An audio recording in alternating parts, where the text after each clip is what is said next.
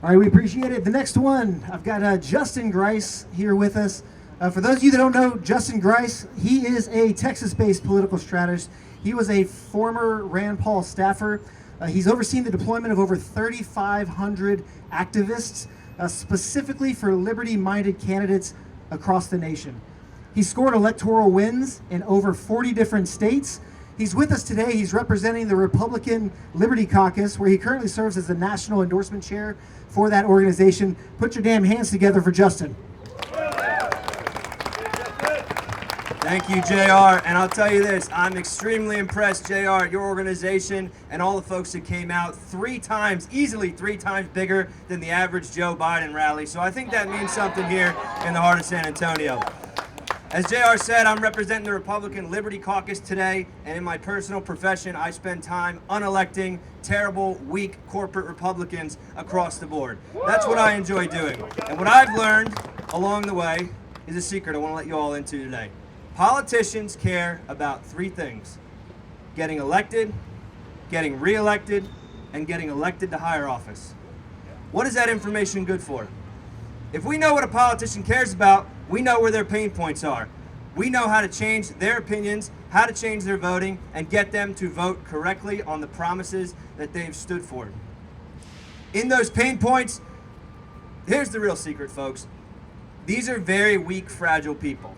Politicians are no smarter, are no more talented, in fact, usually much less talented than the citizens here today. And the reality is, causing unease and pressure on them, these people will crack. This matters. This rally matters. Blasting those politicians matter. It only takes 10 phone calls to ruin a politician's day. Believe me, that's what I try to do before 9. Okay? It is very easy to get these fragile, weak people upset. And it really struck me here, especially as a Yankee who came to Texas in pursuit of freedom. I have to think on the Alamo grounds about the men who died and fought for us here. Do you think any of our current politicians would hold a candle to Davy Crockett fighting for our freedom? Do you think George P. Bush would be at the Alamo? Do you think Don Buckingham is going to be standing at the Alamo running a cannon?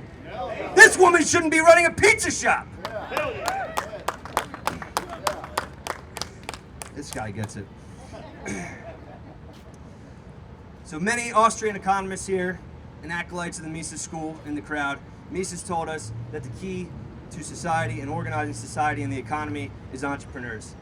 And when I heard the story of Vince and his entrepreneurship, I knew we had something special here.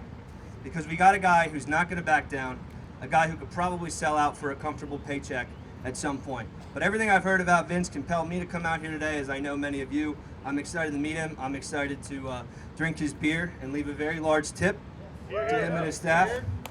So the last thing I'll say here is, in the spirit of the Alamo, in the spirit of Texas, and to all the Yankees, even some of the Californian transplants who joined this state, let's start to be the Texas the world thinks we are.